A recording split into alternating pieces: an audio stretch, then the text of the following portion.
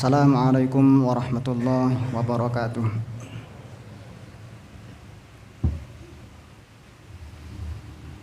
Allahu Akbar, Allahu Akbar. Allahu Akbar,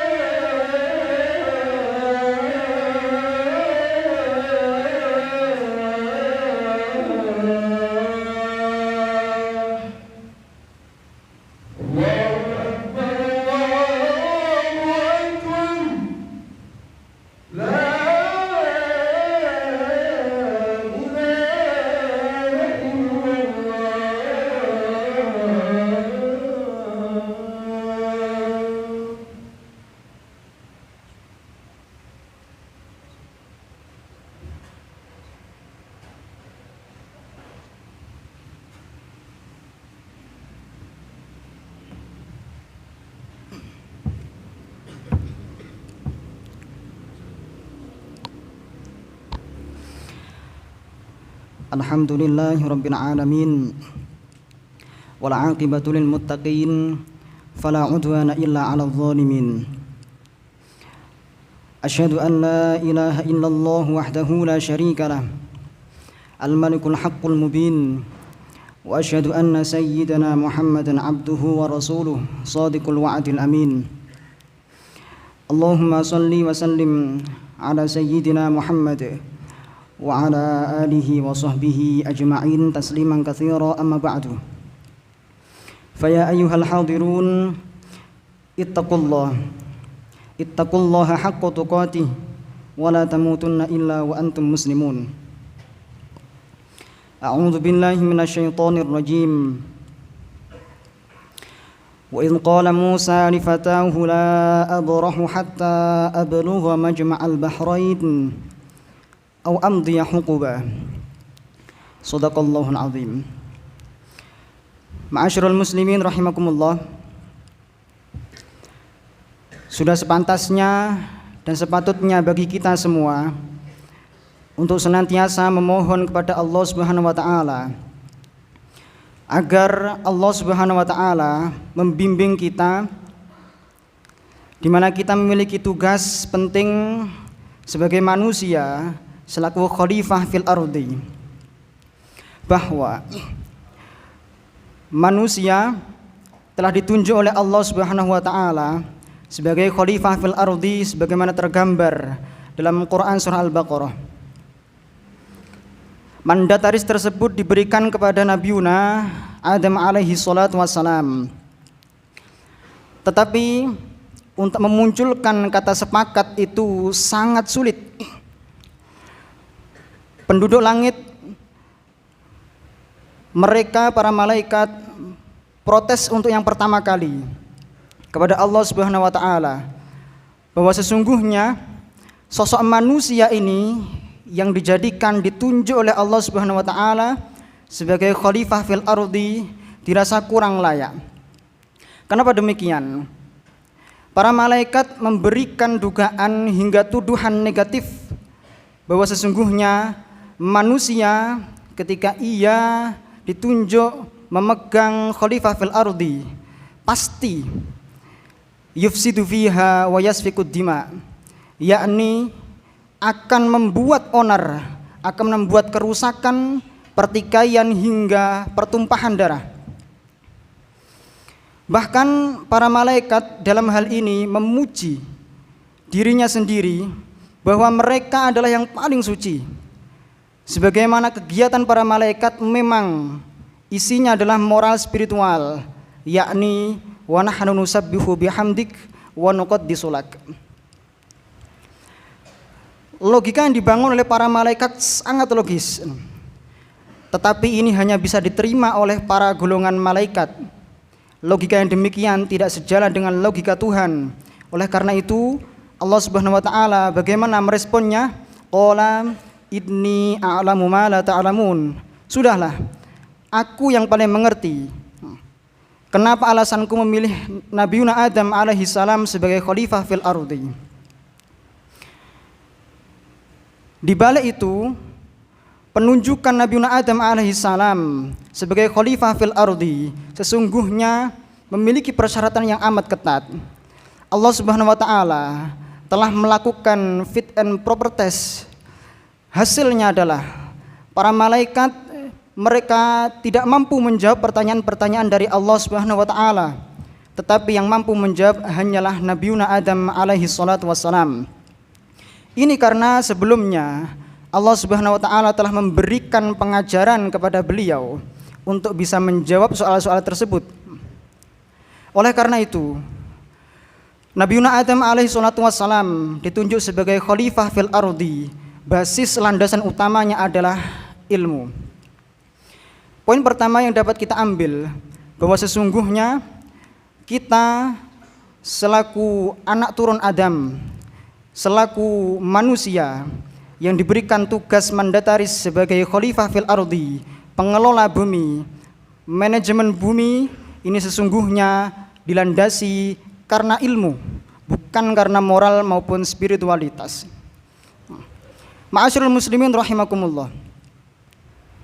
Pada saat Nabiuna Adam alaihi salatu wassalam di surga dihadapkan sebuah problematika yang amat cukup sulit, yang amat sulit, bahkan Nabiuna Adam alaihi salatu wassalam dideportase dari surga, hingga atau justru ilmu yang diberikan oleh Allah, ilmu yang dimiliki oleh Nabiuna Adam ini sama sekali tidak membantu untuk menyelesaikan permasalahannya. Oleh karena itu Allah Subhanahu wa taala memberikan pengajaran kedua, yakni tentang tata cara bertobat, di mana Allah Subhanahu wa taala berfirman, "Fatalaqqa Adamu min rabbih kalimat." Kalimat di sini Nabiuna Adam diajari oleh Allah Subhanahu wa taala doa, "Rabbana zalamna anfusana wa illam taghfir lana wa tarhamna lanakunanna minal khasirin." Poin yang kedua yang dapat kita ambil bahwa sesungguhnya keilmuan yang dimiliki oleh manusia haruslah diimbangi oleh moral spiritualitas, di mana ketika dua ini dimiliki oleh manusia bahkan di suatu jenjang pendidikan, maka sesungguhnya kehidupan manusia baik di dunia maupun di akhirat akan menjadi terkontrol dengan mudah. Bagaimana tidak ketika ilmu ini ditinggikan namun nihil nilai moral dan spiritualnya, maka sesungguhnya apa yang terjadi? Bisa jadi prediksi bahkan tuduhan yang dituduhkan oleh para malaikat kepada manusia, yufsidu fiha wa yasfikud dima, berpotensi terjadi. Begitu juga sebaliknya, ketika manusia ini tinggi sekali nilai moralitasnya, nilai spiritualitasnya, tetapi nihil ilmunya, maka sesungguhnya teknologi tidak akan maju, perkembangan dunia tidak akan maju, pengelolaan manajemen bumi tidak akan maju. Ma'asyiral muslimin rahimakumullah. Kembali pada ayat yang dibaca oleh khotib di awal, bahwa sesungguhnya ayat tersebut merupakan cuplikan dalam Quran surah Al-Kahfi, di mana pada saat itu Nabiuna Musa alaihissalam pada saat itu telah ditinggikan egonya oleh Allah Subhanahu wa taala, sehingga ia mendaku diri mengklaim bahwa tiada seorang pun yang lebih alim, yang lebih pintar mengalahkan daripada Nabiuna Musa alaihissalam. Lantas seketika itu Allah Subhanahu wa taala memberikan teguran kepada Nabiuna Musa alaihissalam bahwa sesungguhnya, wahai Musa, tidaklah engkau mengetahui bahwa di atas langit masih ada langit. Allah Subhanahu wa taala menciptakan sosok manusia yang sangat-sangat alim melebihi kealimanmu Musa, bahwa sesungguhnya orang ini telah aku ajari secara langsung, yakni di dalam Al-Qur'an diredaksikan sebagai abdan min ibadina, bahkan wa 'allamnahu min ladunna ilma. Oleh karena itu Nabiuna merasa tertegur hingga ini menjadi beban pikiran bagi Nabiuna Musa alaihissalam. Seketika itu Nabiuna Musa bertekad kuat, bergegas untuk mencari siapa sosok abdan min ibadina itu, sehingga ia mencari bersama asistennya, bersama muridnya, yakni Yusha bin Nun, untuk mencari siapa sosok itu. Hingga di dalam Al-Quran ia berkata, Nabiuna Musa, la abrah hatta abluha majma'al bahrain. Aku akan senantiasa terus menerus untuk mencari siapa sosok Nabiuna Khadir ini hingga ketemu majma'al bahrain au amdiya hukuba, atau bahkan menghabiskan lama masa, yakni bertahun-tahun lamanya. Ma'asyiral muslimin rahimakumullah. Poin yang ketiga yang dapat kita ambil dari kisah Nabi Musa, sekelumit daripada kisah awal ini sesungguhnya masih belum mewakili secara penuh, tetapi kisah Nabiuna Musa ini sangat erat sekali dengan nilai-nilai pendidikan, bahwasanya Nabiuna Musa tidaklah gengsi untuk berguru kepada orang yang strata pangkatnya itu lebih rendah daripada beliau. Bayangkan saja, Nabiuna Musa ini adalah seorang rasul. Ia berguru, ingin berguru kepada Nabiuna Khadir yang mentok oleh para ulama ini dikatakan sebagai nabi, tidak rasul. Di sisi lain, Nabiuna Musa ada satu hal yang paling penting untuk kita terapkan adalah kegigihan dan tekad kuatnya Nabiuna Musa dalam thalabul ilmi, yang sesungguhnya inilah untuk mendapatkan ridha Allah Subhanahu wa taala perlu kegigihan, perlu kekuatan, hingga mencari ilmu tidaklah sebentar. Mencari ilmu harus kontinu, harus benar-benar matang untuk mendapatkan ilmu yang manfaat dan barokah hingga mardiyah indallahi taala. Amin amin ya rabbal alamin. Ma'asyiral muslimin rahimakumullah. Sekira itu saja khutbah yang dapat kami sampaikan, semoga bermanfaat bagi kita semua. Barakallahu li wa lakum fil Qur'anil azim wa nafa'ani wa iyyakum bima fihi minal ayati wa dzikril hakim wa taqabbala minni wa minkum tilawatahu innahu huwas samiul alim wa qur rabbighfir warham wa anta khairur rahimin.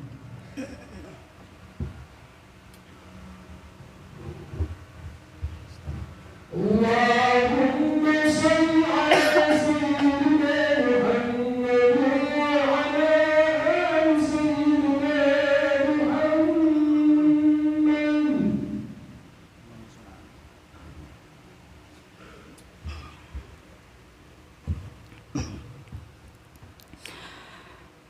Alhamdulillahi hamdan katsiran kama amar. Asyhadu an la ilaha illallah wahdahu la syarika lah irghaman liman jahada bihi wa kafar. Wa asyhadu anna sayyidana Muhammadan abduhu wa rasuluhu sayyidul khalaiqi wal bashar. Allahumma shalli wa sallim ala sayyidina Muhammad wa ala alihi wa sahbihi tasliman katsiran amma ba'du. Fa ya ayyuhal hadirun ittaqullaha wa darul fawahisha ma dhahara minha wa batan wa alamu أن الله تعالى أمرنا بأمر بدأ فيه بنفسه واستنى بملائكته بقدسه ولم يزل قائلا عليما إن الله وملائكته يصلون على النبي يا أيها الذين آمنوا صلوا عليه وسلموا تسليما اللهم صل وسلم على سيدنا محمد وعلى آل سيدنا محمد كما صليت وباركت على سيدنا إبراهيم وعلى آل سيدنا إبراهيم في العالمين إنك حميد مجيد وارض اللهم عن الخلفاء الراشدين سيدنا أبي بكر وعمر وعثمان وعلي رضي الله تعالى عنهم وبقية الصحابة والتابعين اللهم اغفر للمؤمنين والمؤمنات والمسلمين والمسلمات الأحياء منهم والأموات إنك سميع قريب مجيب الدعوات ربنا تقبل منا إنك أنت السميع العليم وتب علينا يا مولانا إنك أنت التواب الرحيم واهدنا ووفقنا إلى الحق وإلى طريق مستقيم ربنا ظلمنا أنفسنا وإن لم تغفر لنا وترحمنا لنكونن من الخاسرين ربنا آتنا في الدنيا حسنة وفي الآخرة حسنة وقنا عذاب النار والحمد لله رب العالمين عباد الله إن الله يأمر بالعدل والإحسان وإيتاء ذي القربى وينهى عن الفحشاء والمنكر والبغي يعظكم لعلكم تذكرون فاذكروا الله العظيم يشكركم واشكروه على نعمه يزدكم ولذكر الله أكبر أقيموا الصلاة